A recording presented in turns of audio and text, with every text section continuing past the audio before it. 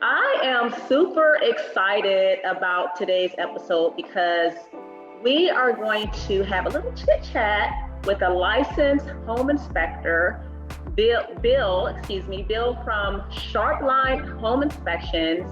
And I've done a few videos in the past about home inspections, but we are going to the source today to get all of the good information about home inspections, what they look like, and some other tidbits. So without further ado, welcome so much, Bill. Thank you so much for joining us today. How are you? I'm doing great, and thank you so much for having me. Absolutely, it's my pleasure. So let's jump right into it. Home inspections or home inspector, what exactly is it that you do? Well, most of my inspections are for potential home buyers, and they want to know what the condition of the home is before they sign the dotted line. They want to make sure that systems are working, and they will know what to expect if they have to upgrade or repair any items that are brought in focus from the inspection. Right. And I've contacted you, I should say, so many times about getting some home inspections done for some potential buyers. So what does that process look like? I mean, is it as a realtor and as a potential buyer looking at a property, there's only so much that we can see.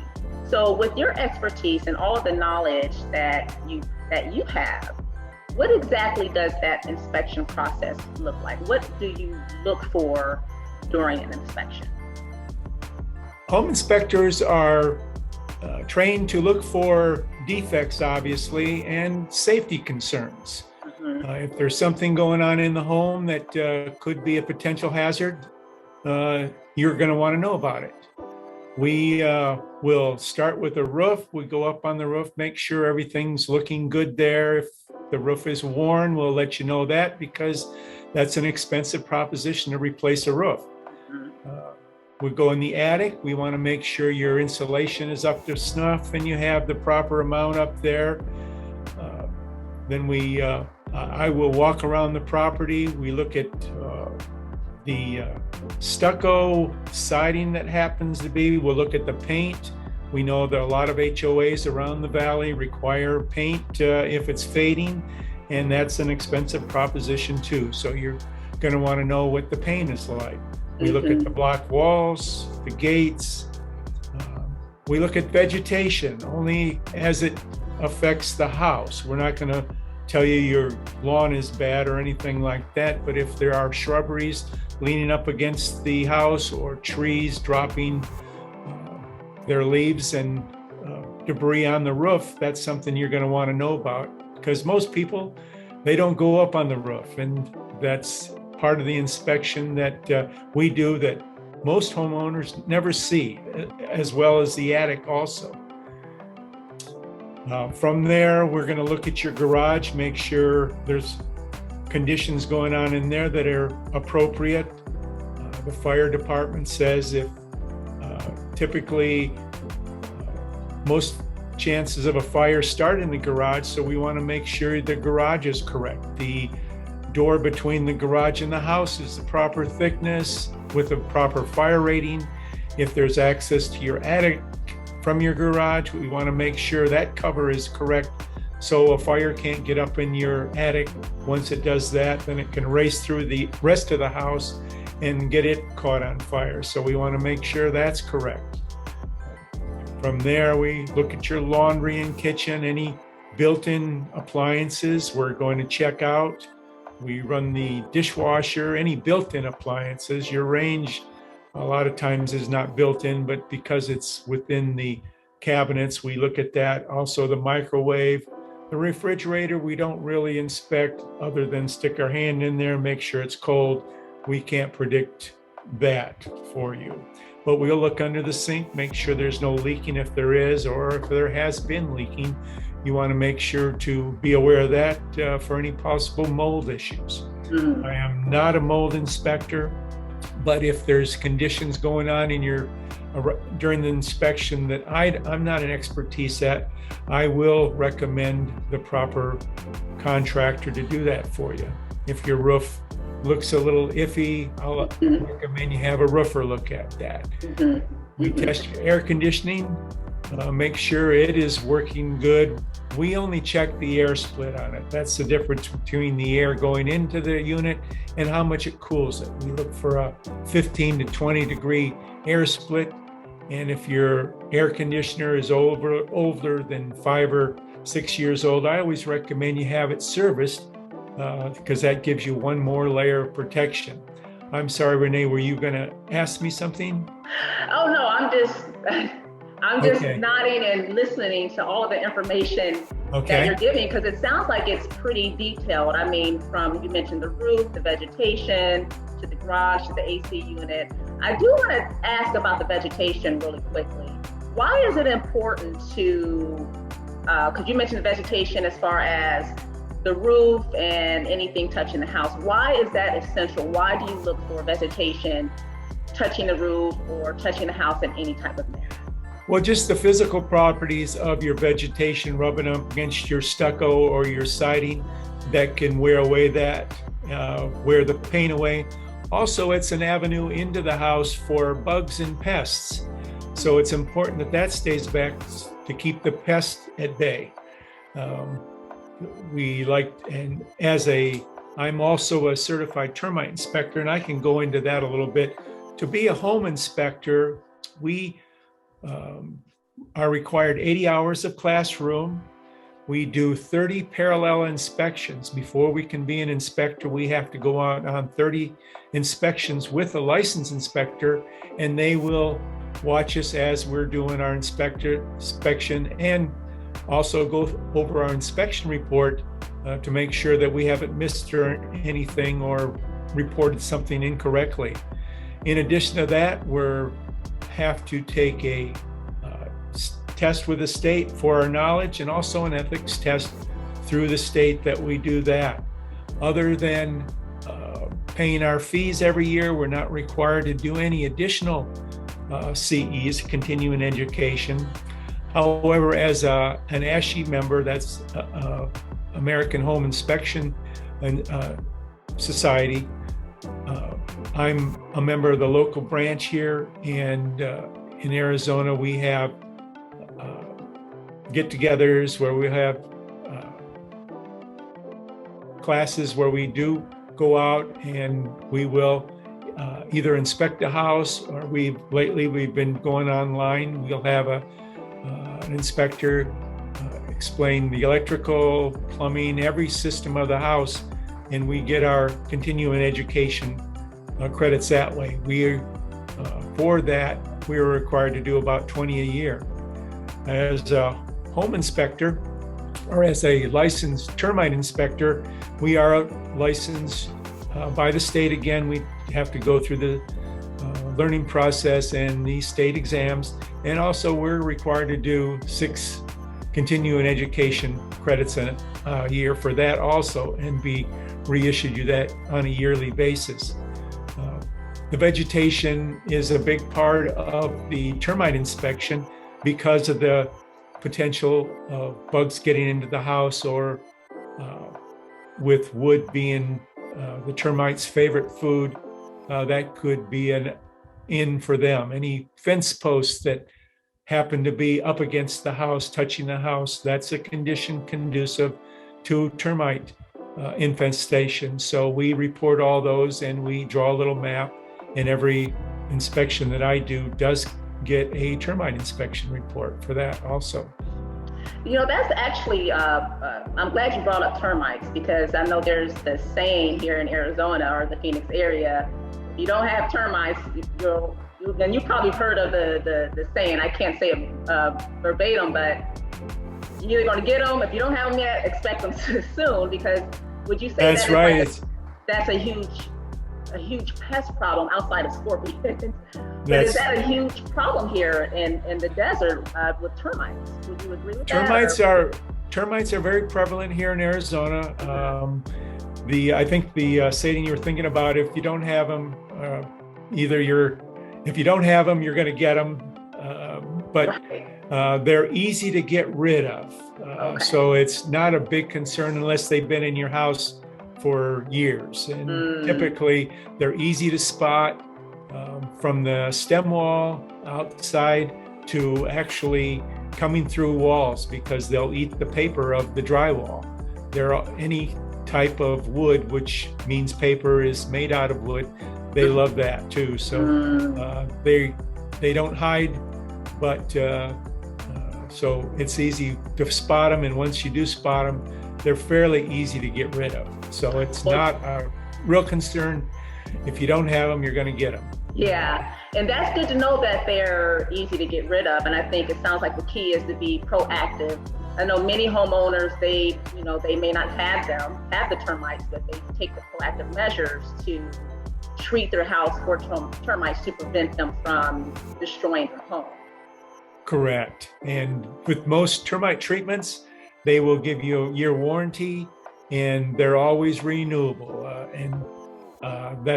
I recommend that also, to have that in it, because if they ever pop up again, they come out every year. Your termite inspector will come out every year, and if they pop up, they'll treat it no charge to you, just because of the warranty you've put on your house. Yeah, that's some great information to know. So it sounds like that the home inspection it's the process that starts after a buyer and a seller having to set the contract, and you go through this process. The buyer will go through this process to find out if there are any underlying issues behind the walls, to make sure that, okay, they want to proceed with purchasing the home or getting some things fixed if needed.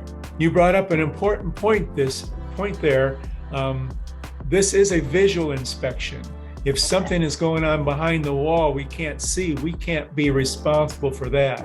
Now, if we see a moisture stain on the wall, that's something we can see, but we aren't Superman. We don't have X-ray vision. It's only a visual inspection. Okay. So if we do see a moisture issue, we will recommend that further evaluation be done by a contractor, because we know that is an issue that needs further evaluating. That makes sense. Yeah, thank you for clarifying that. Now, speaking of visual inspections, I know that you have a trained eye. You mentioned what the type of training and your licensure requirements that you have to go to be licensed. Now, let's say if there's a potential buyer that is just looking at homes for a possible purchase. Obviously, they're not trained or have the experience that someone like yourself has. So what type of things should a potential buyer look for as they are looking at a home for a possible purchase? That's a good question. What you can do is, for the most part, for a layman, you're going to want to judge it by the conditions it's in. And the older home you have, usually there are a lot more modifications made. People want to upgrade, or they want to move a wall here or there. That's not something that the layman's going to notice. But if the house is in good condition, basically, you can, it's worth going ahead with it. If the appliances are old, or if the fixtures in the bathrooms are older, you're going to have to spend some money to upgrade that, not just because your taste might be different, but because they're wearing out probably, and you're going to need to replace that built-in range or the faucets in the kitchen or in the bathrooms. These wear out, and even though you can rebuild them, that's going to be an expense also. So if you budget, if you're on a tight budget and you have just enough for down payment, when you move in, you want to live there and not do a lot of renovations, that's something you're going to need to look at. Yeah, so it may come down to personal preference as well, or like you mentioned, if the house needs some updating, some renovations, some slight renovations, I should say. Right. I know a few tidbits that I give my clients is, when we're looking through homes, okay, let's look underneath the sink, the cabinets underneath the sink to see if there's any water stains, and open up closet doors and looking at the ceiling to see if there are any water stains. So there are some things that buyers can do to kind of get a feel, or if there are any red flags for on property to see, I don't know if I want to move forward with putting in an offer. Right. So, okay. Right. So how much does a home inspection cost? What is the price range? Well, you can get a house up to 2,000 square feet inspected for $300. That's where I start. And any time you go up in age, my inspections are up to 20 years old. If they're older than that, there's an ad. If the square footage is greater, there's an ad. If you have a pool or a spa you want inspected, it's an add-on. There's all kinds of add-ons, and different home inspectors will charge different amounts. So, get a quote. They have to tell you what they're going to charge you. So that's the best way to find out. Okay. And what's the typical turnaround time for that? Like once, let's say someone decides to go with you and get a home inspection, what's your typical turnaround time look like as far as like? I typically can do an inspection within a day or day 2 or 3. Your inspection report is done by the end of my time there. When you come, I will walk you through the house and point out every condition that I found. And by the time you get home from that, the inspection will be in your inbox via email. Oh, that's great to know, because I know in Arizona, we have that 10 days of due diligence, the standard at least. And so it fits right, what you do fits right in that time frame. So Let's talk about really quickly about new builds. Now, I've had clients that have, most of my clients are for resale, but I have had a few clients that go the new build route. And there may be this thought out there about new builds. It's a new build home. Why do I need an inspection? It's a new build. What are your thoughts about that? Do you even recommend new builds going through an inspection from somebody outside of the builder's realm of people? I will not put down a new build inspection, but I don't do them. I'm sure this sounds self-serving, but I don't do them because builders don't like us going through their house. And they require us to have $1 million of this insurance and $1 million of that insurance. And it's just not worth it for me. There are inspectors out there that do them. I don't do them just because they require so much. You're not even with all those qualifications made, you can't get on the roof, and there are certain restrictions. So when anybody comes to me for that, I say, I recommend having the 11-month inspection done. Okay. At that point, they've lived in the house almost a year. They've seen some things, and they might even have had things repaired before this 11 months is up, because I hear about that a lot. But they see things that they're not sure of. They can point those out to us. We'll go through the house the way they've never done it. And even though I don't find a whole lot of deficiencies at that point, that's the best time to have that done. That's what I recommend to new home buyers, is have that 11-month inspection done. Okay. So you don't offer the new build inspections because of the many red tape and the stringent requirements that you have to go through or have to have in place in order to do them. But do you know of anyone and you don't have to, of course, list their names, but do you know of companies that? I don't know who does that, but I know there are out there. Okay. Somebody I'm sure if you call around, you could find somebody that does that. Yeah. So, Bill, you mentioned that you work with more buyers. Have you worked with any sellers, those who are homeowners who are looking to put their home on the market and they may want to go through have an inspection on their home before they list it? Is that something that you provide? That's a real good opportunity for them to find out how their house is. I just did one last week. Okay. In a big house in Scottsdale.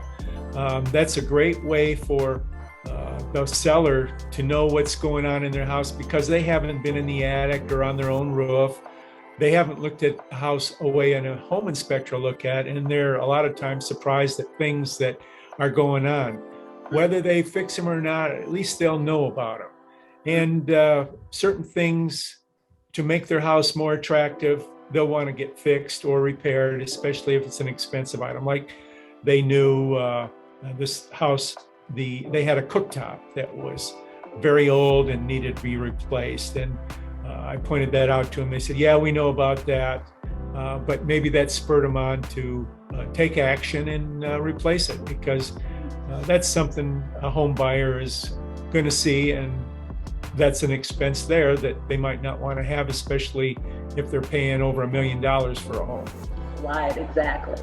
And let me just add for our viewers that Arizona law does require homeowners to disclose all material facts about the property.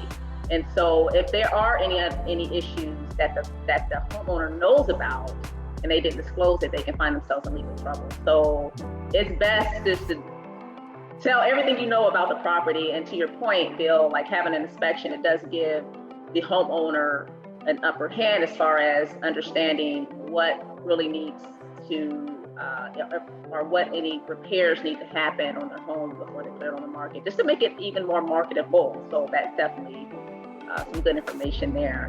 So, correct. Yes. Yeah. So we talk about termites, right? That termites is a huge thing here in the desert. Are there any other common problems that you see in the Phoenix area that you may not see, like in the Midwest or the South or anything like that? I know we have scorpions, and I've had my few encounters with scorpions, but based on your experience, what other common problems have you seen here with Phoenix homes besides termites and scorpions? Well, with homes that have fruit trees in their yard, sometimes you can have roof rats, and those are citrus-eating rodents that sometimes can get in your house or around your house. And I know I've been to homes where they've had rat traps around the house, so I know there's a possibility of that. And when I go in the attic, I can see rat droppings, so you know they've gotten in the attic somehow. So that is another concern. If you're going to a house and they have fruit trees, that's something you're going to want to look out for also. Now, with the fruit trees, is this another reason why that the vegetation shouldn't touch the roof? Is because it gives the roof rats access to the fruit trees? Right. Okay. Well, yeah, if the fruit trees overhang the house, then they can drop on the roof and get in the house that way. Okay. But I've actually seen rats crawl up the stucco, so that would not stop them if the vegetation wasn't trimmed back. But still, you're going to want to keep it clean of your roof, just for that reason. And you don't want an accumulation of debris on your roof, because that will cause rain to back up underneath your shingles or your tiles and cause roof leaking that way. Yeah, that's. I thought it was bad enough dealing with scorpions and termites or roof rats. That's just making me giving me some good. Sorry to bring that up. But we need to know. I mean, I come across a lot of people who, like myself, want to relocate to Arizona, more specifically the Phoenix area. And I think the more information that they have on it, the better decision that they can make. So, wow, roof rats. So check that vegetation. We need to make sure that your fruit trees, right? So would you suggest, like, if someone is planting a fruit tree, that they just kind of not have it close to the building? Is that what kind of would help with that? Yeah, put it out in the yard so it's not gonna eventually grow up. Okay. And touch your house or get close to the house. Yes. Okay, that makes sense. Something I wish somebody would have told me before I planted my grapefruit tree. Oh, see, now in my case, we bought a house that had a lemon tree that was like right next to the house, and so now I'm like, I think I'll have to speak to my husband later about trimming those branches, because that's like giving me the heebie-jeebies a little bit. Well, you'll see signs of them though. Okay. You'll see lemons on the ground half eaten, and that's when you know you have a problem. If you don't have that, then I wouldn't worry about it. Okay. Well, that's good to know. Gave me some relief there, Bill. I appreciate that.